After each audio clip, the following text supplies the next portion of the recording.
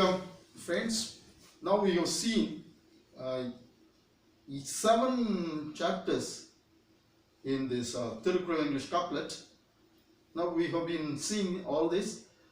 Just before watching this video, you have to please go to my video, first video, that is video called introductory video.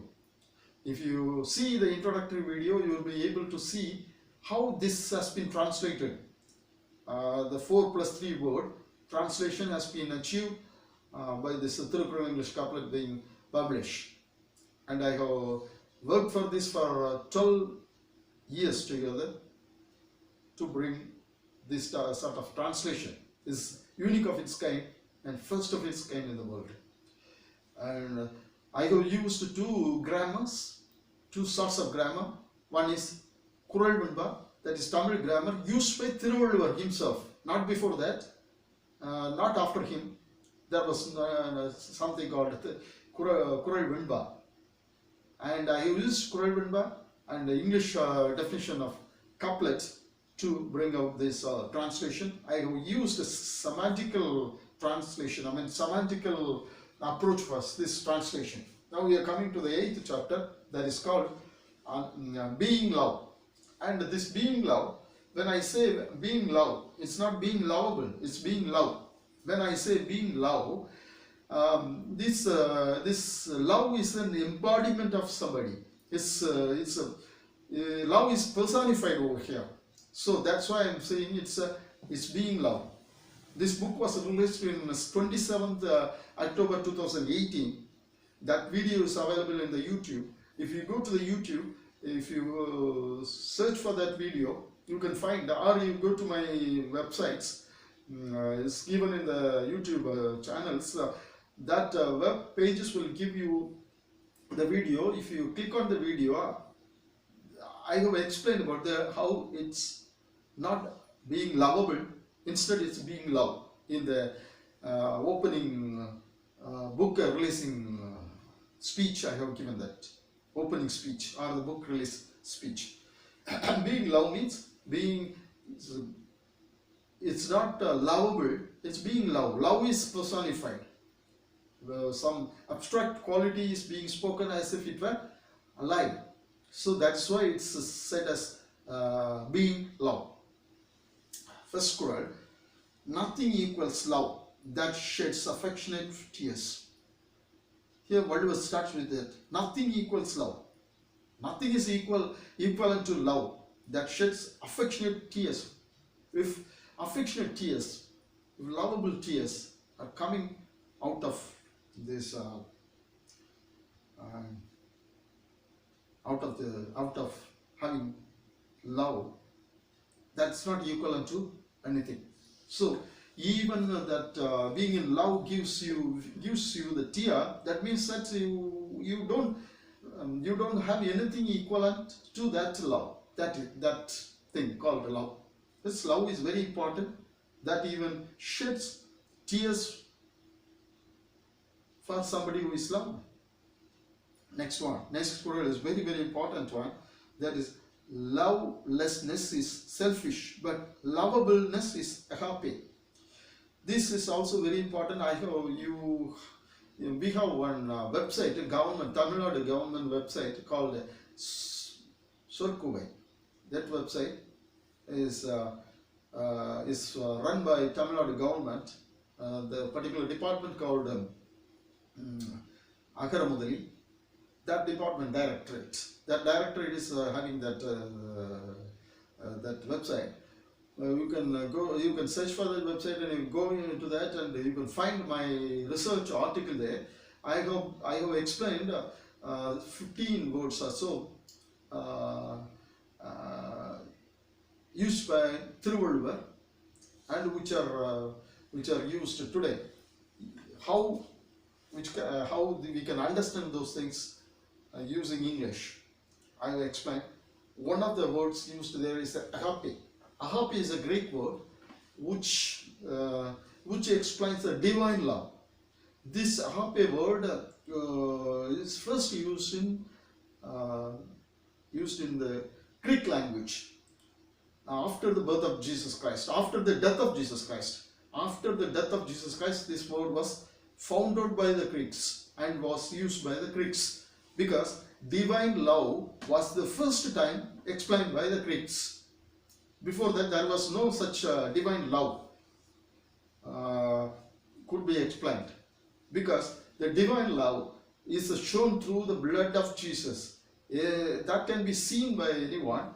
When he was beaten, he was battered, he was crucified, he was on the cross shedding blood, and he was crowned, he was thorn, stoned, all such. And after all these things, just before his last breath came out of him, he called his father and he said, "Father, these people don't know what they are doing to me. Forgive them." These words cannot be even said by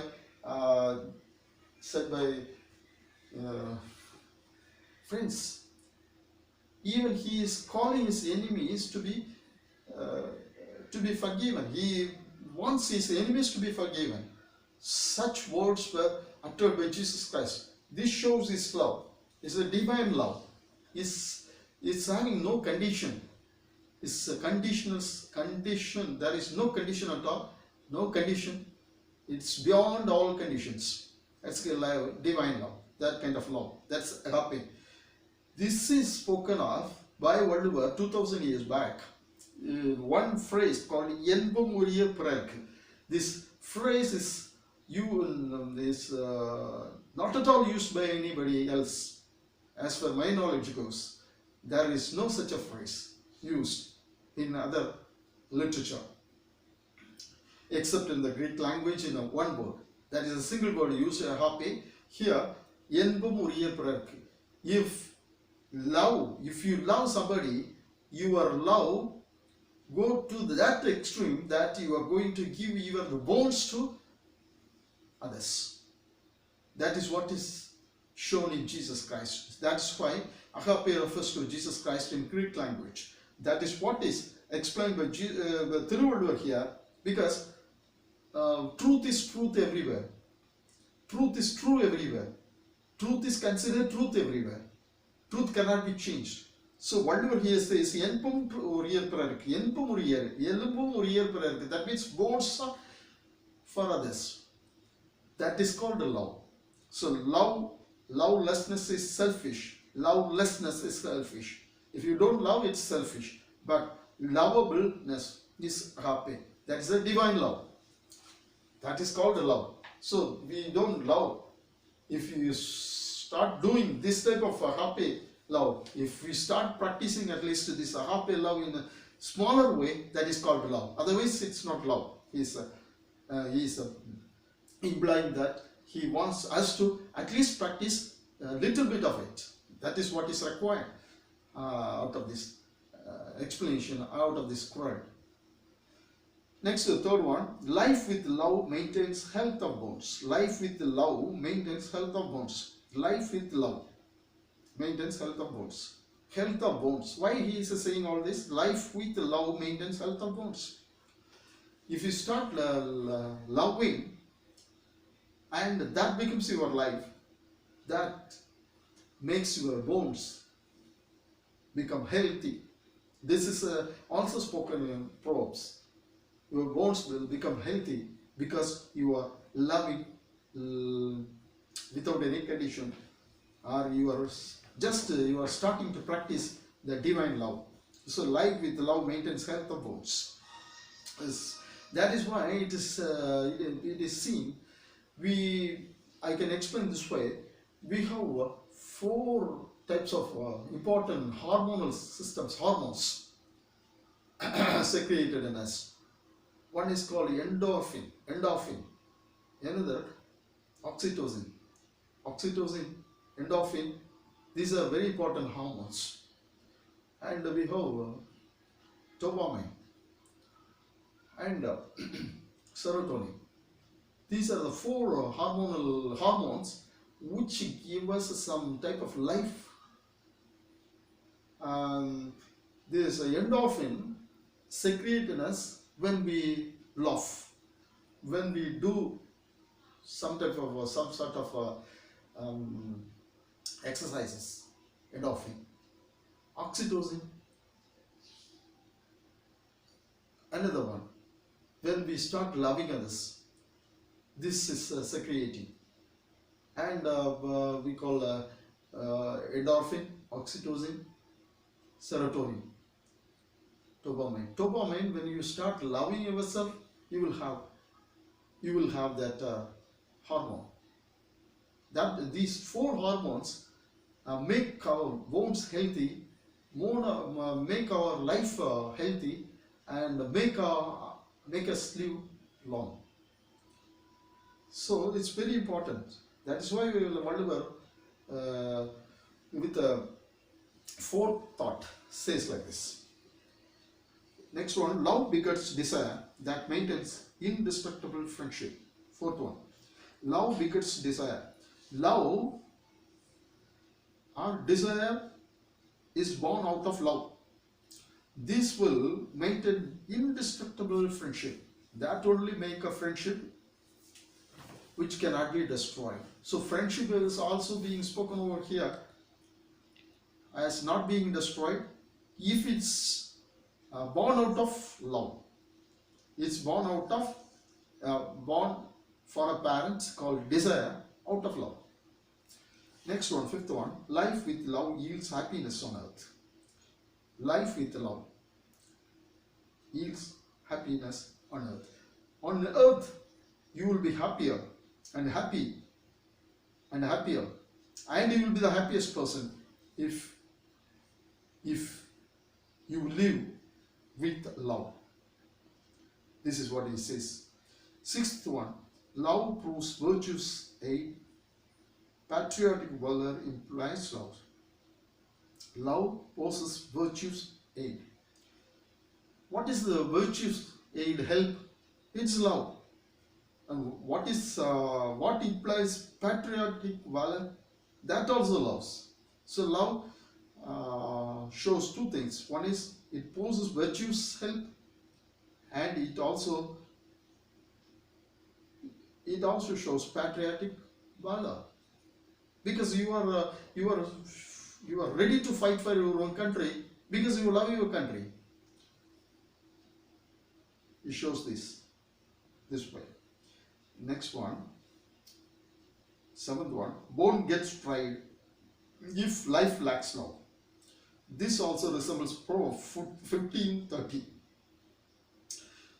If you lack love, what will happen? Your bone will get dried. That means your bones will not flourish.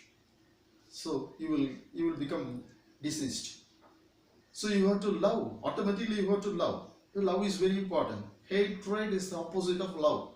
So being lovable is very important. That becomes that way the love itself becomes an embodiment, and it becomes your friend, and you have to love your friend. That friend is love itself. That is what is shown through agape. Next one, outer organs become useless. Next one is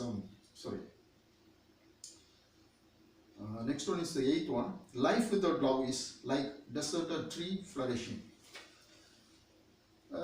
Deserted tree in the desert cannot flourish. The same way, a life without love cannot flourish. So its love is very important. It shows in the 8th Quran. It's 9th Quran. Outer organs become useless if inner organs empty love. If your inner organs do not show love, your outer organs like hands and legs will be of no use. That is why I said we have 4 hormones being secreted in us: endorphin, oxytocin, dopamine, and serotonin. These are secreted in us, very healthy hormones. If these hormones do not secrete in us, what will happen? Your outer organs become useless. You will become useless totally. So love is very important even for secreting these hormones. These hormones will make you healthy and you will live a happy life. So these are very important for life. So for life, in short, love is very important. 10th Quran, living soul exhibits love, otherwise we are skinny bones. Which is a living soul? Which is a living soul? Living soul is the soul which exhibits, shows love. Otherwise, it is nothing but skinny bones. It's not alive. Skinny bones only. It's not alive. So living is life. This living soul shows love. Without love, it's nothing but the skinny bones, he says. These are the 10 Qurans which very clearly, very explicitly, vividly speak of love. Thank you.